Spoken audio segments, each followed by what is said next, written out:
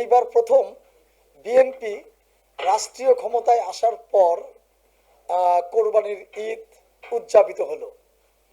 আমরা লক্ষ্য করেছি প্রতি বছরই কোরবানির ঈদকে কেন্দ্র করে রাস্তায়, বিশেষ করে মহাসড়কে গরু চুরি, ডাকাতি, ছিনতাই এগুলি হতো।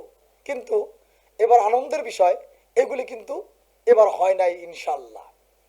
এবং সিরাজগঞ্জে একটি ট্রেডিশন আছে, কোরবানির ঈদের পরের দিন থেকেই বিভিন্ন পাড়ায়, মহল্লায় তুচ্ছ ঘটনাকে কেন্দ্র করে মারামারি হতো। এটাও আলহামদুলিল্লাহ এবার কিন্তু হয় নাই। আর একটি কথা বলতে চাই, সেটি হলো যে আমাদের ব্যবসায়ীরা কোরবানির ঈদের আগে খুব নিরাপত্তার সঙ্গে এবং শান্তিপূর্ণভাবে ব্যবসা করেছে। সেই কারণে প্রথমেই আমার দলের পক্ষ থেকে এবং ইকবাল হাসান মাহমুদ টুকু ভাইয়ের নির্দেশে আমাদের দলের নেতাকর্মীরা স্বেচ্ছাসেবক হিসেবে কাজ করেছে।